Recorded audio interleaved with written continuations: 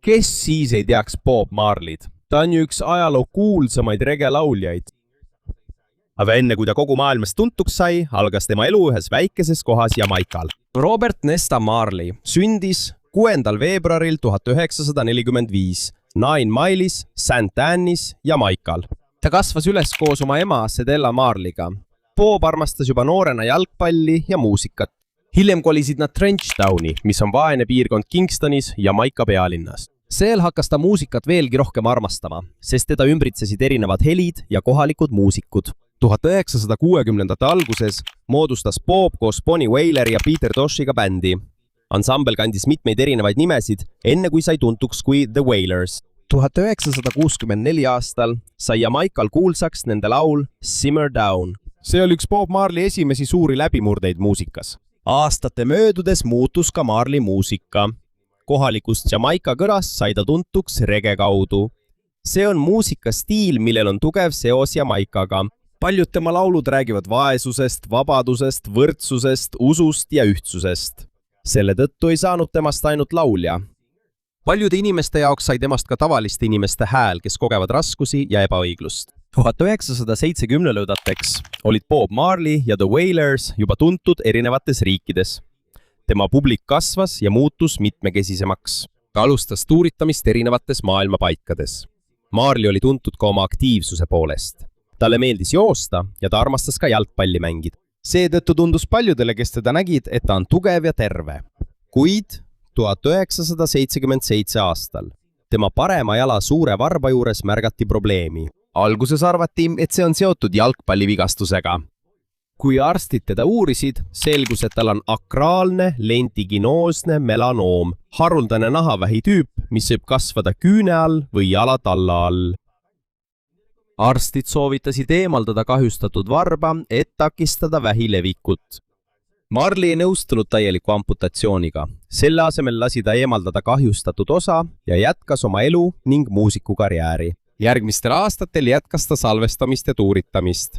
1980 aastaks oli Marley üks maailma kuulsamaid reggae-artiste. Selle aasta septembris esines ta New Yorgis Madison Square Gardenis, kuid pärast neid kontserte juhtus midagi tõsist. Kui Marley 21. septembril 1980 Central Parkis Circus kukkus ta ootamatult kokku. Ta viidi haiglasse uuringutele. Seal selgus, et vähk, mis esmakordselt avastati tema jalas mitu aastat varem, oli nüüd levinud teistesse kehaosadesse, sealhulgas aiu ja kopsudesse. Vaatamata oma seisundile ei lõpetanud ta kohe, vaid 2 päeva hiljem, 23. septembril 1980, esines ta veel Pittsburghis. Paljud inimesed, kes teda tol õhtul vaatamas käisid, ei teadnud veel, et see jääbki Bob Marley viimaseks kontserdiks. Pärast Bob Marley viimast kontserti 1980 aasta septembris oli selge, et tema seisund on juba tõsine. Aga oota, pöörame korraks teema kõrvale, sest see hetk Marley elus on samuti väga oluline. On üks tähtis sündmus tema elus, mille juurde peame tagasi pöörduma. 1976 aastal oli Jamaikal tugev poliitiline konflikt. 2 peamisel erakonnal, rahvuslikul rahvaparteil ehk BNP'l ja Jamaika tööparteil ehk GLP'l oli omavahel vastasseis. Valimiste lähenedes kasvas vägivald riigi mõnes piirkonnas veelgi.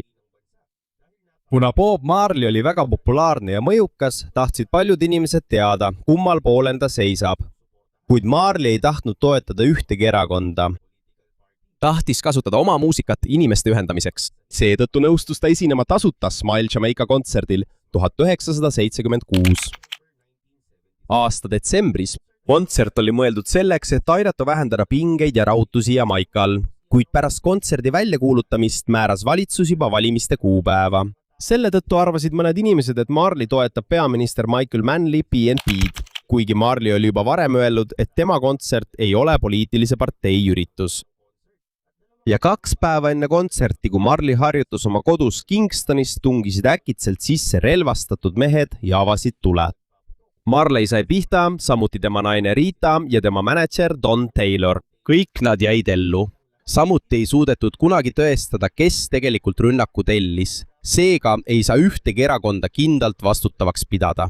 Kuigi Marley oli vigastatud, esines ta siiski Smile Jamaica kontserdil 2 päeva hiljem. Ta seisis silmitsi tohutu rahvahulgaga ja esines nii, nagu ta oli lubanud.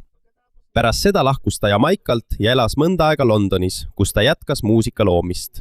Kuna Marley sai rünnaku ajal kuulihaava, tekkisid hiljem spekulatsioonid, et tema varasem vigastus võis olla seotud tema kokkuvarisemisega. 1980 aastal, kuid meditsiinilised leiud andsid sellele selgema seletuse. Vähk, mis avastati tema jalal esmakordselt 1977 aastal, oli juba tema kehasse levinud. Pärast seda, kui ta 1980 aasta septembris Central Parkis joostes kokku kukkus, avastasid arstid, et melanoom oli jõudnud tema aiu, kopsudesse ja teistesse kehaosadesse. Kui vähk levib aiu, võib see mõjutada aju normaalset tööd ja põhjustada nõrkust, nägemisprobleeme, kehakontrolli kaotust ja krampe. See on selgem põhjus, miks Marley ootamatult jooksu ajal kokku kukkus. Ta alustas ravi New Yorgis. Selle hulka kuulus ka kiiritusravi, et mõningaid kasvajaid vähendada. Kuid tema vähk oli juba kaugele arenenud ja levinud paljudesse kehaosadesse. Marley oli tuntud ka selle poolest, et suitsetas marihuanat oma Rastafari usu veendumuste tõttu. Kuna tal oli vähk ka kopsudes, võib arvata, et suitsetamine oli haiguse põhjuseks. Kuid tema diagnoos näitas, et kopsuvähk oli osa melanoomist, mis oli levinud mujale. Seega haigus, mis Marley tappis, ei alanud kopsuvähina. Ja kui ravi jätkus, nõrgenes Marley keha ning ta ei suutnud enam oma muusikaturneed jätkata. Selles punktis oli tema seisund juba väga tõsine, kuid ta ei tahtnud veel alla anda. 1980 aasta lõpus läks ta Saksamaale, et proovida saksa arsti dr. Josef I. Esselsi ravi, kes oli tuntud alternatiivsete vähiravimeetodite poolest. I. Esselsi kliinikus Baierimaal anti Marley'le espressot. Tehti ka teisi eksperimentaalseid ravimeetodeid, mille eesmärk oli tugevdada tema keha ja immuunsüsteemi vähi vastu. Kuid need meetodid ei ole tõestatud, et suudaksid ravida kaugele arenenud vähki. Marley viibis Saksamaal mitu kuud, samal ajal kui tema seisund jätkuvalt halvenes. Mees, kes varem mängis peaaegu iga päev jalgpalli, tuuritas erinevates riikides ja esines laval tuhandete inimeste ees, kaotas järk-järgult oma jõu. Kuid isegi kui tema keha oli juba lõrk, üritas ta ikka veel haigusega võidelda. Selles punktis ei olnud küsimus enam selles, kas ta saab kohe lavale naasta. Suurem küsimus oli, kas vähki, mis oli juba levinud tema keha olulistesse osadesse, on veel võimalik peatada. 6. veebruariks 1981 oli Bob Marley saanud 36 aastaseks. Ta oli endiselt Saksamaal ja jätkas ravi saamist. Kuid hoolimata sellest, et teda oli juba mitu kuud ravitud, tema vähk aina süvenes. Tema peal prooviti veel erinevaid alternatiivseid ravimeetodeid, sealhulgas osoonravi. Kuid puuduvad tugevad teaduslikud tõendid, et osoon suudaks vähki ravida. Nädalate möödudes Marley keha aina nõrgenes. 1981 aasta mais otsustas ta Jamaikale koju naasta, et olla koos oma perega. Kuid lennukiga reisides tema seisund halvenes veelgi. Nad pidid peatuma Miamis, Floridas, enne kui Jamaikale jõudsid. Marley viidis Cedars Lebanon haiglasse. Selleks hetkeks oli vähk tema kehas juba laialt levinud ja ravi ei suutnud enam haigust peatada.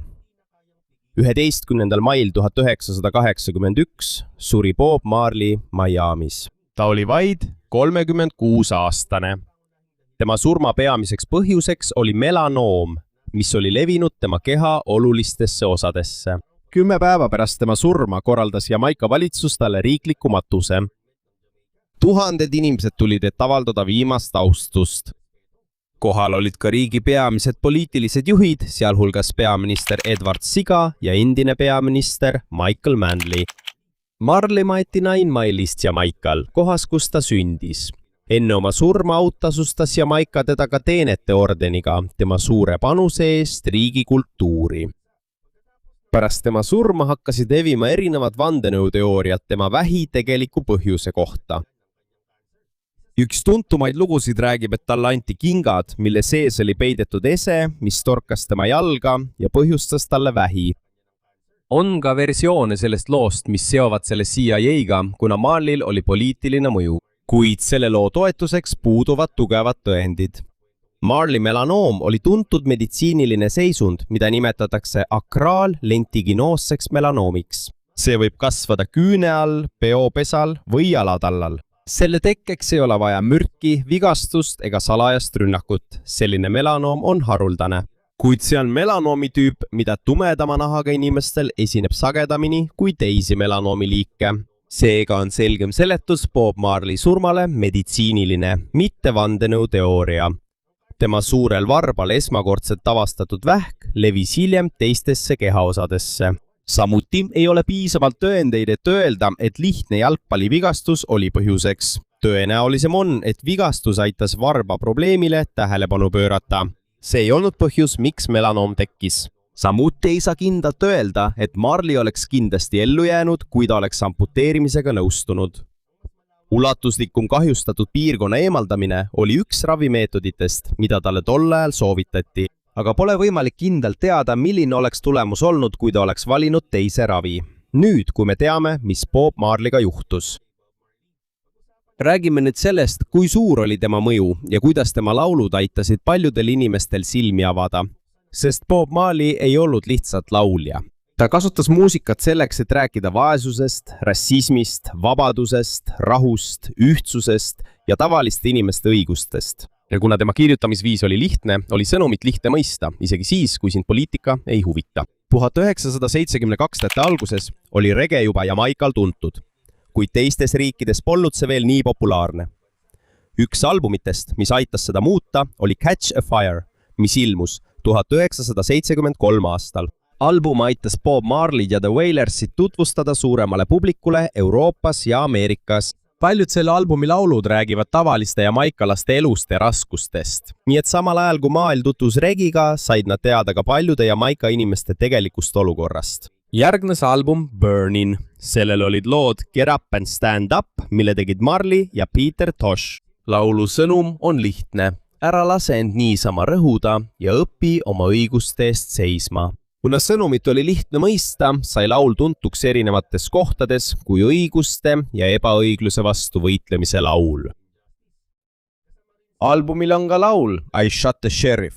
Laulu loos räägib üks inimene, et tappis šerifi enesekaitseks, kuid ta eitab, et oleks tapnud asetäitja. Üks ideedest, mida siin näha võib, on küsimus, kas võimu omavate inimeste versioon on alati õige. Kui Eric Clapton tegi 1974 aastal oma versiooni ja sellest sai Ameerika Ühendriikides esikoha hitt, tutvus palju rohkem inimesi Marley muusikaga. See oli suur abi, et rege jõuaks rahvusvahelise publikuni. Albumil Naughty Dread ilmus laul No Woman, No Cry. See ei ole lihtne laul. See räägib suhetest, kus Marley meenutab rasket elu Trenchtownis. Ta meenutab aegu, mil raha oli vähe, kuid inimesed aitasid üksteist. Selle peamine sõnum on, et isegi kui elu on praegu raske, on ikka lootust, et kõik saab korda. Seetõttu suutsid paljud tavalised inimesed selle lauluga kergesti samastuda. Aastal 1977 andis Marley välja albumi Exodus. Suure osa sellest tegi ta Londonis, pärast seda, kui ta oli mõneks ajaks Jamaikalt lahkunud. Sõna Exodus viitab lahkumisele raskest olukorrast uude suunda. Sellel on ka vaimne tähendus Marleyle, sest see on seotud tema Rastafari usuga. Laulus Exodus julgustatakse inimesi tegutsema ja mitte jääma olukorda, mis piirab nende vabadust. Albumil on ka laul One Love. Selle sõnum on väga lihtne. Parem on, kui inimesed ühtsust näitavad, kui et nad tülitsevad oma erinevuste pärast. Seetõttu sai sellest ühest Marley kõige tuntumast laulust rahu ja ühtsuse teemal. Kõik laulud albumil Exodus ei ole poliitilised. Seal on ka laule armastusest ja isiklikust elust. See on oluline, sest see aitas Marleyt kuulata erinevat tüüpi inimestel. On inimesi, keda huvitab tema sõnum ühiskonna kohta, aga on ka neid, kes kuulavad lihtsalt sellepärast, et neile meeldib rege ja armastuslaulud. 1978 aastal nähti Jamaikal, kui tugev oli Marley mõju. Ta tuli tagasi One Love Peace kontsertile ajal, mil riigis oli endiselt sügav poliitiline konflikt. Kontserdi keskel kutsus ta lavale peaministri Michael Manley ja opositsiooniliidri Edward Seaga. Marley ühendas nende käed suure rahvahulga ees. See ei lõpetanud poliitilist vägivalda Jamaikal, kuid sellest sai tugev rahusümbol. See näitas ka, et kuigi tal polnud valitsuse ametikohta, suutis ta oma kuulsust kasutada, et edastada sõnumit kahele erinevale poolele. Kui tema mõju kasvas, hakkas Marley rohkem huvi tundma Aafrika sündmuste vastu. 1979 aastal andis ta välja albumi Survival. See on üks tema kõige poliitilisemaid albumeid. selle peamine teema on Aafrika ühtsus, vabadus ja vabanemine kolonialismist ning rõhumisest. Isegi albumi kaanepilt on täis Aafrika riikide lippe.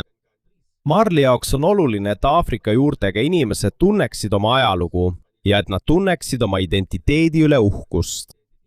Üks albumi lauludest on Africa Unite. Selle sõnum on otsekohene. Aafrika rahvad ja riigid peavad ühinema. Marley arvates on vabadust ja arengut raskem saavutada, kui inimesed on jätkuvalt lõhestunud. Siin on ka laul Zimbabwe, mis toetas võitlust iseseisvuse eest riigis, mida varem tunti nimega Rhodesia. Kui Zimbabwe sai iseseisvaks 1980. aasta aprillis, kutsuti Malid ja tema bändi esinema ametlikule pidustusele. See oli suur asi, sest laulu, mille ta kirjutas vabadusest, esitas ta ise ajal, mil riik tähistas oma iseseisvust. Albumil Survival on ka lugu Ambush in the Night. Laul on tihedalt seotud tulistamisega, mille Marley 1976 aastal üle elas. Kuid see ei räägi ainult rünnakust endast. See räägib ka sellest, kuidas poliitikat ja propagandat saab kasutada inimeste manipuleerimiseks ning kuidas tavalisi kodanikke saab üksteise vastu pöörata. 1980 aastaks andis Marley välja albumi Uprising, mis oli tema viimane stuudioalbum, mis ilmus tema eluajal. Mõned selle osad olid isiklikumad ja vaimsemad. Üks kõige meeldejäävamaid laule oli Redemption Song. Peaaegu ainult hääl ja akustiline kitarr on kuulda, kuid sõnum on väga võimas. Laul räägib mõttevabadusest. Selle mõte on, et ainult kehavabadusest ei piisa, on vaja õppida ka ise mõtlema.